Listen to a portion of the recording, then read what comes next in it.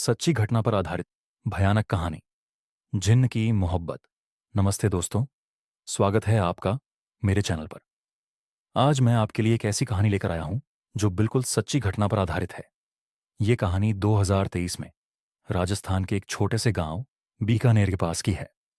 गांव का नाम है कस्बा साहबपुर, जहां एक साधारण युवती की जिंदगी एक रात की मुलाकात के बाद हमेशा के लिए बदल गई।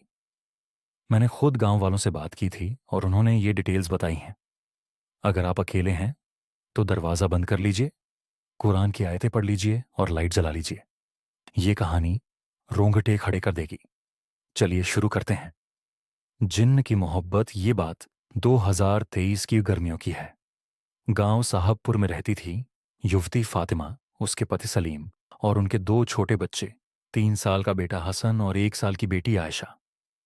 फातिमा घर संभालती थी, सलीम ऊंटों के व्यापार से गुजारा करता और बच्चे खेलते। उनका घर गांव के किनारे पर था, जहां से रेगिस्तान की ओर रास्ता जाता था।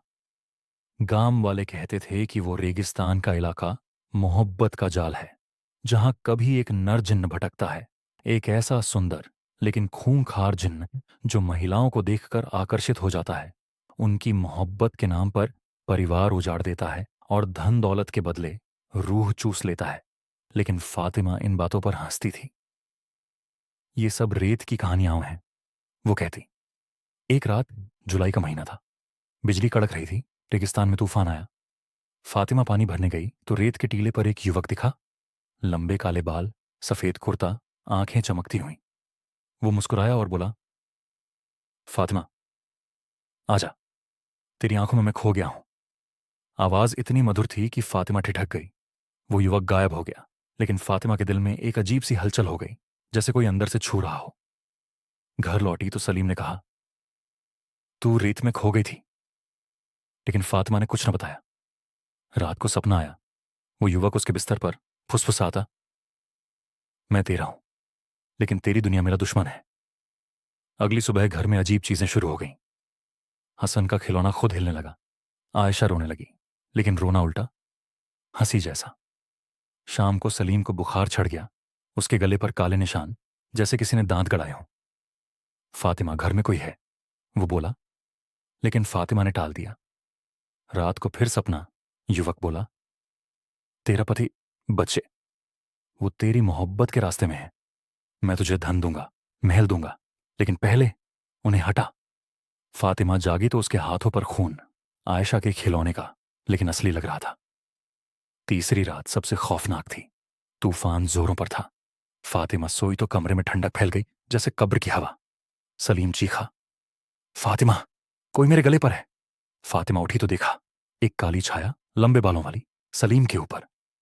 छाया ने मुड़कर देखा, वो युवक का चेहरा, लेकिन आंखें लाल, दांत नुकीले। वो मेरा है अब, छाया हंसी। सलीम का गला दब गया, उसकी आंखें फूटने लगीं और खून का फव्वारा निकला। हसन आयशा रोने लगे, लेकिन छाया ने उनके सिर पर हाथ फेरा। उनके सिर फट गए, जैसे कांच टूटा हो, और कमरे में खून की नदी बहने लगी। फातिमा चीखी, लेकिन उसके मुंह से आवाज ना आई, जैसे कोई अंदर से दबा रहा हो। छाया मुस्कुराई, अब तू मेरी है। सुबह गांव वाले आए तो घर खून से लाल। फातिमा रोती रही, लेकिन अंदर से एक अजीब सुकून था।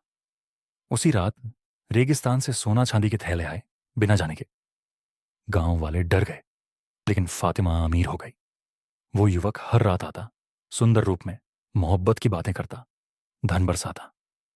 लेकिन धीरे धीरे हकीकत दिखी। रात को वो अपना असली रूप दिखाता, काली छाया, सड़े हुए दांत, आंखें काली। मैं तेरा हूं, वो फुसफुसाता, लेकिन फातिमा के शरीर पर काटने के निशान बढ़ते गए। धन आता, लेकिन हर रात एक सपना, सलीम की चीखें, बच्चों का खून। फातिमा पागल होने लगी, लेकिन छोड़ न सकी। मोहब्बत का जाल था। साल बीत गए। फातिमा महल में रहती, लेकिन अकेली। गांव वाले कहते, वो जिन्न की मोहब्बत में कैद है। एक रात जब मैंने गांव वालों से बात की तो एक बूढ़ा बोला, फातिमा अब भी जीवित है, लेकिन उसकी आंखों में वो युवक की परछाई है। और तभी दूर से हंसी की आवाज आई, मधुर लेकिन खून की बू वाली। मोहब्बत कभी खत्म नहीं होती, वो बस अगली रूह को खा जाती है। लेकिन ट्विस्ट ये कि फातिमा ने खुद वो हत्याएं की थीं, जिनकी मोहब्बत ने उसके हाथों को कंट्रोल किया था। अब वो जिन्न का गुलाम है, हमेशा के लिए। दोस्तों, अगर वीडियो पसंद आया तो लाइक, शेयर और सब्सक्राइब ज़रूर करें। नेक्स्ट वीडियो में मिलते हैं एक और सच्ची डरावनी कहानी के साथ। Good night.